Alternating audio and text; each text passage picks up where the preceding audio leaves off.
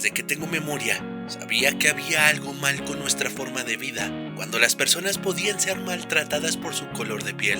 Rosa Parks. Hola, yo soy Eduardo Aguilar y un día, mientras me inspiraba en la música para crear historias, vino a mí la pregunta: ¿cuáles fueron las historias que inspiraron a la música? En este podcast te contaré los sucesos que inspiraron a los artistas a crear la letra de sus canciones. Esta semana, Hurricane, del cantante y compositor estadounidense Bob Dylan. Sin más, sean bienvenidos a Mano Destra.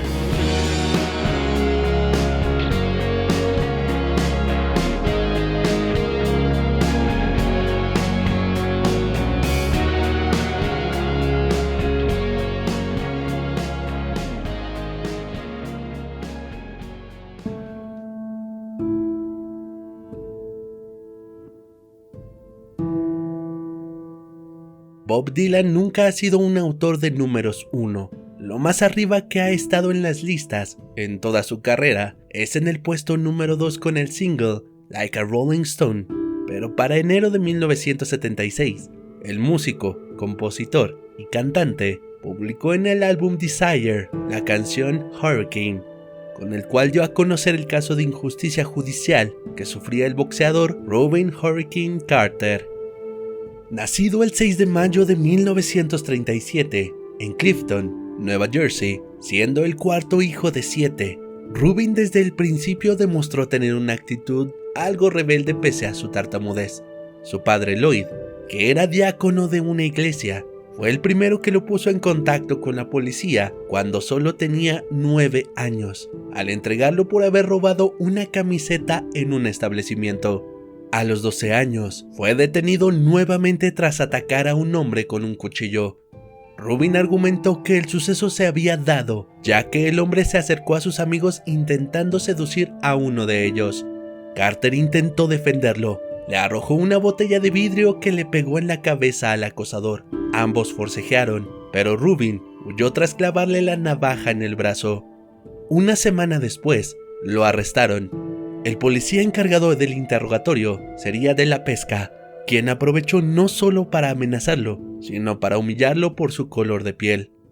Llevaron a Rubin a una corte para menores y le dictaron sentencia de permanecer en un reformatorio 6 años, y sería enviado al hogar estatal Jamesburg para cumplir con su condena.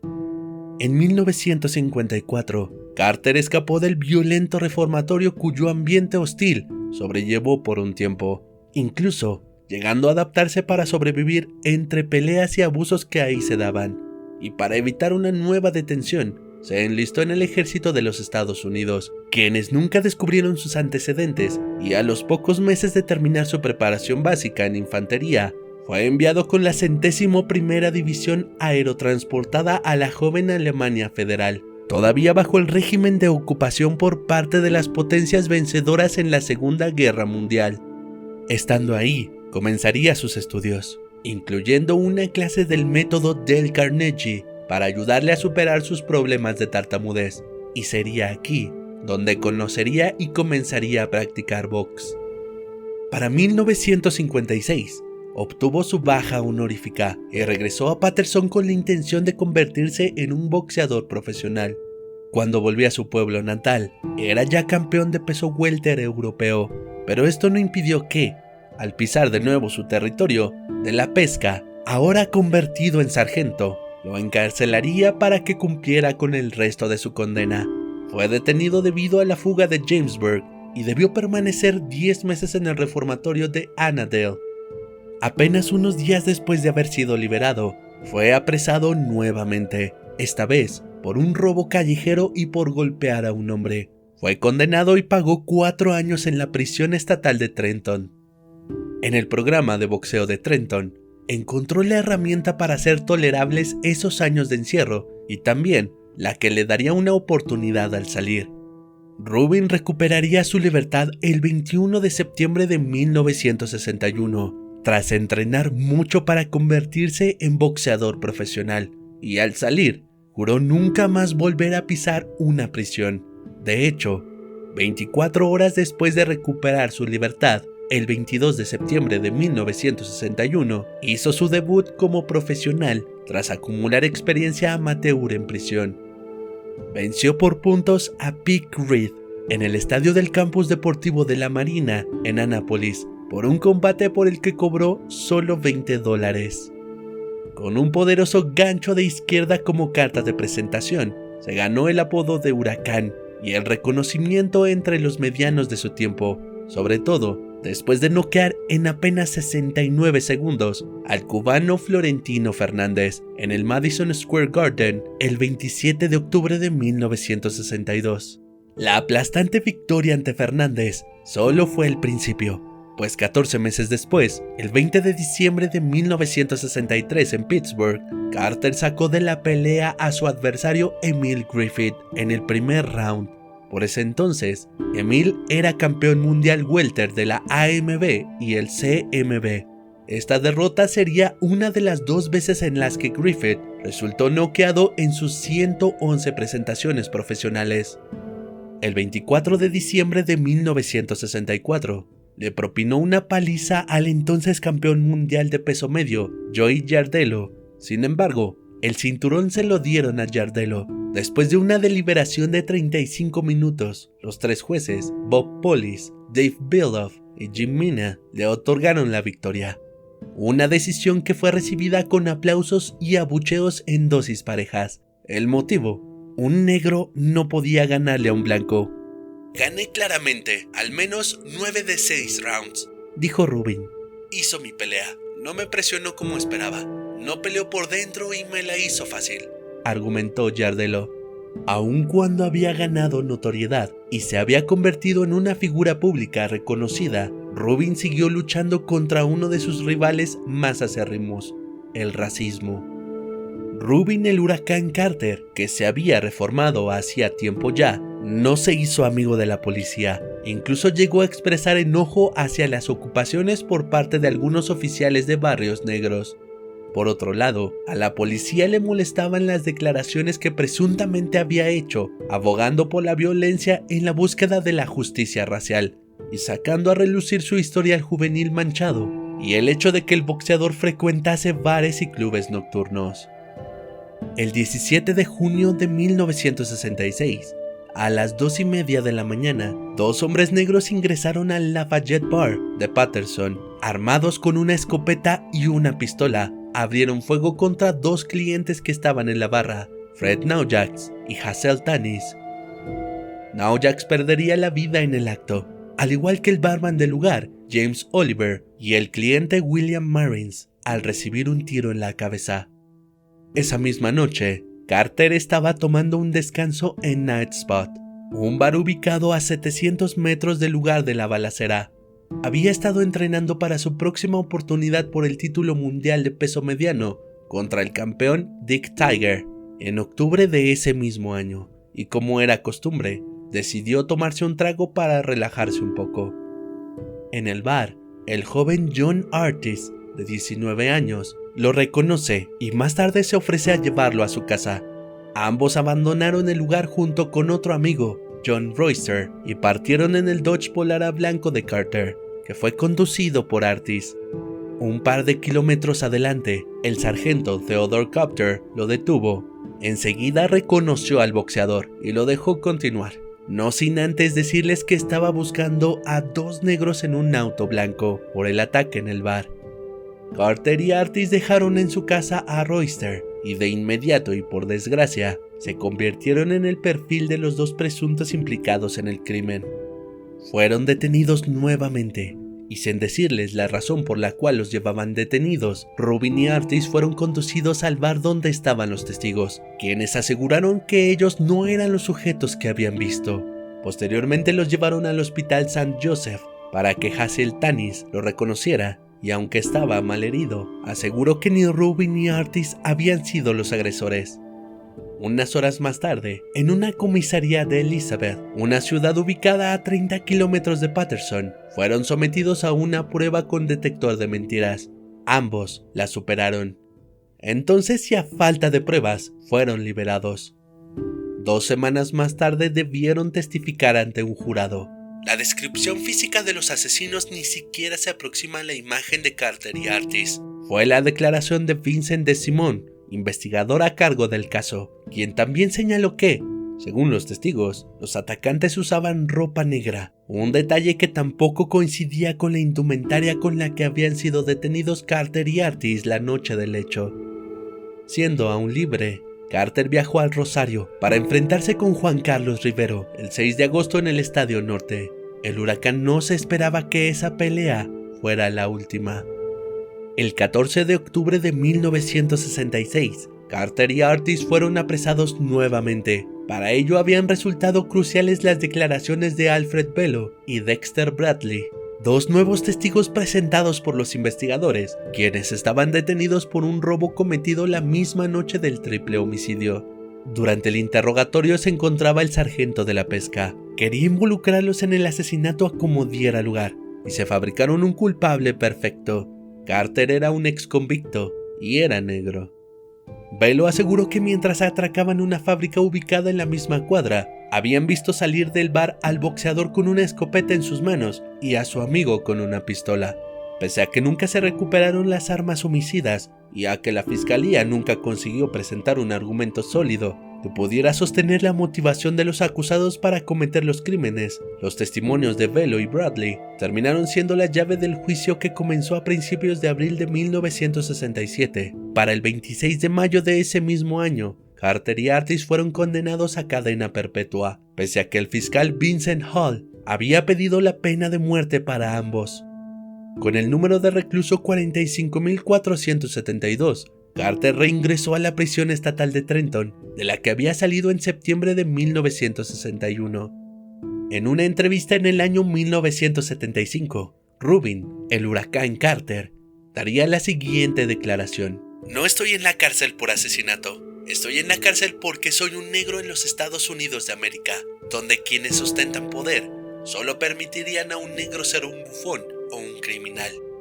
Tras las rejas, Carter se alejó del boxeo, se centró en la lectura, sostuvo su inocencia a capa y espada y durante las noches se dedicó a escribir su autobiografía con una vieja máquina de escribir Underwood que le había dejado un recluso que había recuperado su libertad. En su libro, El 16º Round, de retador número 1 al número 45.472, Carter exponía a partir de su experiencia las prácticas racistas tan presentes en Estados Unidos, las deficiencias del sistema judicial y la crueldad del régimen carcelario. 2 meses antes de la publicación del libro, para septiembre de 1974, su caso había sido reabierto luego de que Bello y Bradley se retractaran de sus declaraciones. En el juicio aseguraron que la policía de Patterson y la fiscalía los habían presionado para que mintieran a cambio de una reducción de pena en la causa por robo por la que los habían arrestado. Tenía 23 años y me exponía a una pena de 80 o 90 años. Mentí para salvarme, admitió Bradley. Por entonces el caso de Carter y Artis se había convertido en un ejemplo de los grupos que continuaban la lucha por los derechos civiles, y también se había sensibilizado a algunos artistas e intelectuales. Uno de ellos fue Bob Dylan, quien en 1975 compuso la canción Hurricane, cuya lírica no solo nombra de manera directa a los implicados, sino que hace notar cómo se da el crimen y la serie de inconsistencias durante los juicios en contra del boxeador.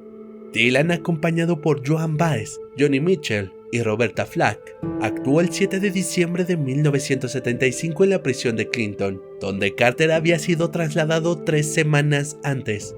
El grupo conformado haría shows para recaudar fondos y visibilizar la causa en el Madison Square Garden de Nueva York y en el Astrodome de Houston el 25 de enero del año siguiente. A la defensa de los 2 detenidos se sumó también Muhammad Ali, quien el 17 de octubre de 1975, apenas 16 días después de su tercer enfrentamiento contra Joe Frazier en Manila, encabezó una movilización al Capitolio de Nueva Jersey, en Trenton, para exigir un indulto contra Carter y Artis. Incluso se reunió, acompañado por Frazier, con el gobernador Brendan Bryan. Mientras tanto, los abogados defensores continuaban trabajando en la vía judicial que se había reabierto tras retractarse Bello y Bradley. El 17 de marzo de 1976, la Corte Suprema de Nueva Jersey anuló la condena, ordenó que se efectuara otro juicio y permitió que Carter y Artis fueran liberados tras el pago de una fianza de $35,000. El dinero sería pagado por Muhammad Ali. En octubre de 1976, en el nuevo juicio, Bradley no declaró, pero Bello sí lo hizo. Nuevamente dio vuelta a su testimonio y señaló otra vez a Carter como culpable. La fiscalía argumentó que el triple crimen había sido un acto de venganza racial, aunque no presentó evidencias que sostuvieran esa idea. Los acusados fueron condenados nuevamente a cadena perpetua el 21 de diciembre y regresaron a la prisión estatal de Trenton. «Pueden encarcelar mi cuerpo, pero no mi mente», aseguró Carter luego de su segunda condena. Ya sin tanto apoyo de figuras de alta exposición, el exboxeador continuó presentando apelaciones que fueron sistemáticamente rechazadas por los tribunales de Nueva Jersey. Las cosas cambiarían para el Huracán cuando su caso llegó a un estrado federal. El 8 de noviembre de 1985, Lee Sarokin, miembro del Tribunal de Distrito en los Estados Unidos en Newark, consideró que la Fiscalía de Nueva Jersey había ocultado los resultados de una prueba con detector de mentiras a las que había sido sometido Bello y que indicaba que el testigo había mentido durante una de sus declaraciones. Además, evaluó que se habían producido graves violaciones constitucionales en la acusación. El extenso historial demuestra claramente que las condenas de los peticionarios se basaron en una apelación al racismo más que a la razón, y al ocultamiento más que a la divulgación de prueba crítica para la defensa. Si bien la Fiscalía de Nueva Jersey apeló la decisión de Sarokin, ya no hubo vuelta atrás. El Tribunal Supremo de los Estados Unidos confirmó la sentencia del juez de Newark el 11 de enero de 1988, casi 22 años después del crimen del Lafayette Bar. Rubin Carter era libre. Podía limpiar definitivamente su nombre. A los 50 años, su carrera como boxeador era un lejano recuerdo, pero su lucha aún estaba lejos de acabarse. Carter, siendo un hombre libre, se mudó a Toronto, donde colaboró con equipos de abogados que trabajaban en casos de personas condenadas en causas con severos fallos en sus procedimientos. Y para reforzar esta tarea, en 2004 fundó la ONG Innocence International. En 2011 publicó su segundo libro, El Ojo del Huracán, Mi camino de la oscuridad a la libertad, cuyo prólogo fue escrito por Nelson Mandela. Carter fallecería el 20 de abril del 2014 como consecuencia de un cáncer de próstata. En ese momento, junto a su cama estaba John Artis, quien se había mudado a Toronto para acompañarlo en sus últimos meses. Su vínculo se había fortalecido tras las rejas e inclusive Artis llegó a declarar que la fiscalía le presionaba para testificar en contra de su amigo, poniendo en beneficio su propia libertad. Hubiese sido una mentira y no me criaron para eso. La canción Hurricane no llegó más allá del puesto 33 en las listas americanas, pero consiguió algo mucho más valioso, algo que pocas canciones pueden presumir. Fue la base para visibilizar a un hombre inocente, encarcelado por una serie de juicios racistas, y le dio al Huracán, aunque tarde, la tan ansiada libertad.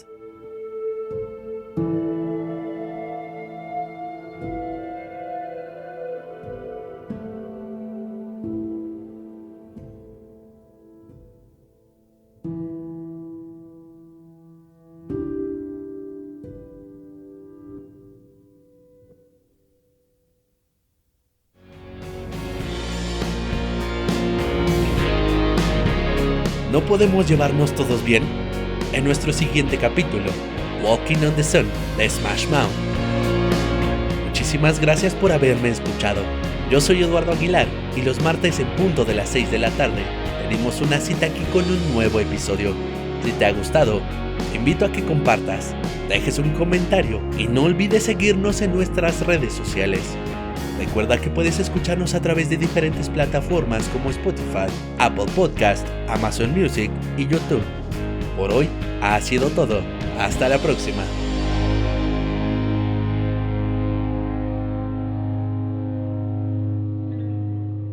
Este programa fue una producción de Kraken Studios.